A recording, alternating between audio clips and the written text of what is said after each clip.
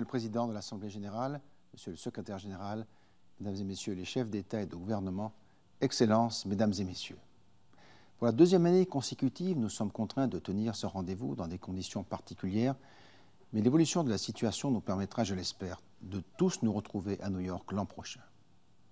Monsieur le Président Abdullah Shahid, permettez-moi de vous exprimer mes félicitations pour votre élection en qualité de président de cette 76e session de l'Assemblée générale.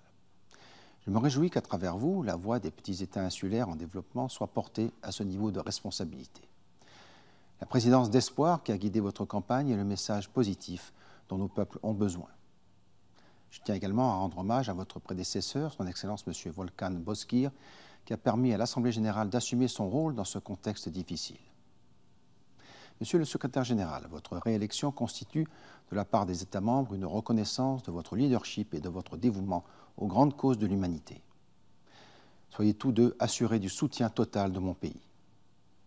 Nous vivons actuellement une période charnière. Les tensions géopolitiques sont vives, la défiance des peuples envers leurs gouvernants s'intensifie et l'impact de la pandémie sur la mise en œuvre des objectifs de développement durable est manifeste. Ce monde d'après Covid que nous nous attelons à bâtir se doit d'être plus résilient et durable. Il exige que nous repensions nos modes de production et de consommation.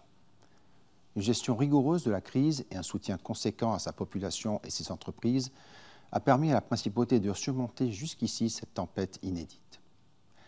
L'action publique a démontré qu'elle conservait une place essentielle dans la résolution des défis mondiaux. Néanmoins, notre réponse est demeurée fragmentée et doit être améliorée. La solution ne peut venir que d'une action collective déterminée dont la clé de voûte est le multilatéralisme.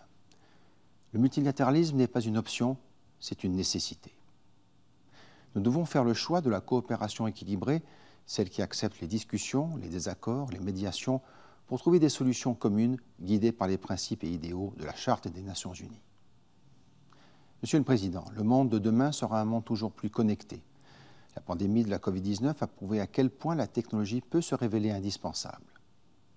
Elle a modifié les stratégies des entreprises, les habitudes des consommateurs et les accès à certains services publics comme la santé ou l'enseignement scolaire.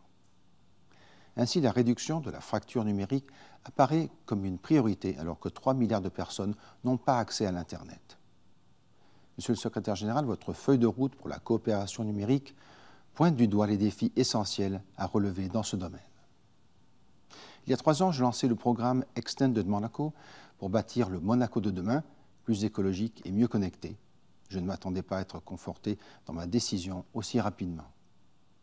Mieux préparée, la principauté a su maintenir l'activité économique, ses services sociaux, éducatifs et culturels, même au plus fort de la crise. Pour y parvenir, nous nous sommes dotés d'un cadre législatif adéquat, d'infrastructures performantes et d'une haute protection des données. Mais le cyberespace appelle à la vigilance de tous. Avec la crise sanitaire, les cyberattaques contre des infrastructures civiles se sont multipliées, portant atteinte aux principes fondamentaux du droit international humanitaire. Les réseaux sociaux ont également été le théâtre de campagnes de désinformation. Un subtil équilibre reste à trouver entre, d'une part, la désinformation, le discours de haine, les théories complotistes, et d'autre part, le respect des libertés fondamentales. Il nous faut aussi nous pencher sur l'impact environnemental de ces nouvelles technologies, fortement consommatrices d'énergie. Monsieur le Président, les mesures prises pour enrayer l'épidémie ont également eu de lourdes conséquences sur la santé mentale et le bien-être des populations. Cet aspect a d'ailleurs été probablement sous-estimé. Il est essentiel que chacun puisse retrouver une vie normale. Pour un très grand nombre d'entre nous, un épanouissement personnel s'exprime aussi par la pratique d'une activité sportive.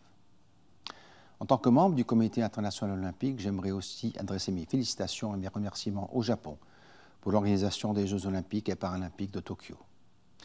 Je tiens aussi à saluer le leadership du président du Comité international olympique, M. Thomas Bach, et ne peut que me joindre à lui lorsqu'il déclare que nous sommes toujours plus forts ensemble.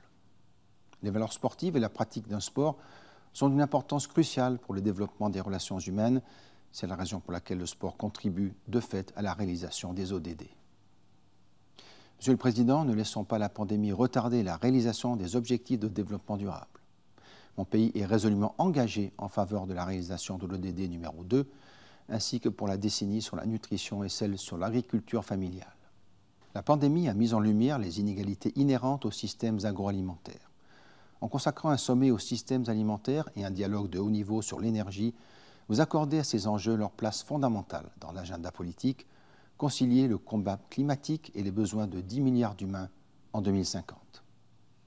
Monsieur le Président, Monsieur le Secrétaire général, Monaco poursuit sa transition énergétique pour atteindre l'objectif que j'ai fixé à l'occasion du 5e anniversaire de l'accord de Paris, à savoir une réduction des émissions de gaz à effet de serre de 55% d'ici 2030 et la neutralité carbone en 2050. Mais cet effort se doit être global, car ni les engagements de la Principauté, ni ceux d'aucun autre pays ne pourront permettre de contenir seuls la hausse des températures en deçà de 1,5 degré Celsius d'ici à la fin du siècle. J'appelle ainsi tous les États à faire preuve de la plus haute ambition lors de la révision de leurs contributions déterminées au niveau national dans la lutte contre les changements climatiques et à adopter des mesures fortes lors de la prochaine COP26 de Glasgow. La reconstruction post-Covid se doit d'être verte et durable, et j'irai plus loin, fondée sur la nature.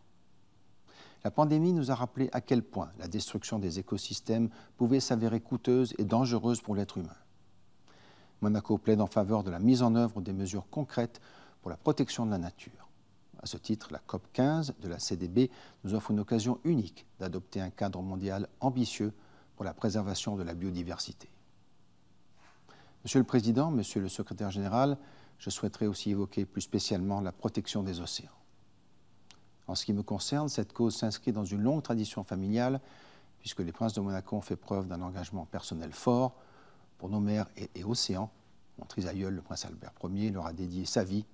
En 2022, 100 ans après sa disparition, nous commémorerons ce prince visionnaire et sa précieuse contribution scientifique. La décennie des Nations Unies pour les sciences océaniques au service du développement durable nous offre une opportunité pour une action collective en vue de lutter contre la dégradation des océans et les menaces provenant de l'activité humaine.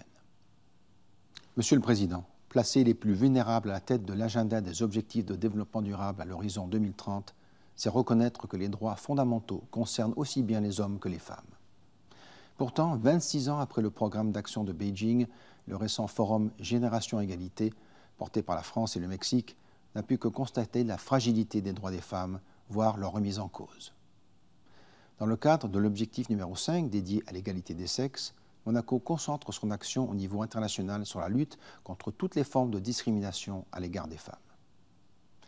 Je me félicite à ce titre de l'élection de la Principauté au conseil d'administration d'ONU Femmes et le fait qu'elle ait rejoint le groupe des Amis pour l'élimination de la violence à l'égard des femmes et des filles. Mon pays poursuivra aussi sa coopération en faveur des programmes de santé, d'éducation inclusive et d'autonomisation économique des femmes. Enfin, Monaco ne peut que saluer la récente nomination de la nouvelle mandataire mondiale pour toutes les femmes, tous les enfants, Mme Kersti Kaljulaid, présidente de la République d'Estonie, dont la noble mission sera de nous mobiliser sur les besoins en matière de santé des femmes et des enfants. Monsieur le Président, Monsieur le Secrétaire général, la crise que nous traversons aura mis en évidence l'importance de la science, de la technologie et de l'innovation et donné lieu à une accélération des découvertes et des collaborations scientifiques. Ces prouesses laissent entrevoir l'espoir d'une sortie de crise. Toutefois, nous avons pris l'engagement, il y a maintenant 10 ans, de ne laisser personne de côté. La promesse que nous avons collectivement formulée de construire un monde meilleur et durable est de notre responsabilité commune. Notre échec serait par conséquent une faillite commune, aux conséquences dramatiques. La Terre survivra à cette crise climatique comme tant de fois par le passé. L'humanité pourra-t-elle en dire autant ? Nous savons désormais avec certitude que le point de non-retour est extrêmement proche. Pendant trop longtemps, nous avons privilégié des considérations matérielles et politiques. Face à un risque existentiel, il n'est plus possible de temporiser. Il nous appartient de replacer le multilatéralisme au cœur de notre action, d'utiliser tous les outils à notre disposition pour accélérer la mise en œuvre du programme de développement durable à l'horizon 2030 et de répondre aux besoins de nos peuples et de la planète avant que nos excès ne deviennent irréversibles.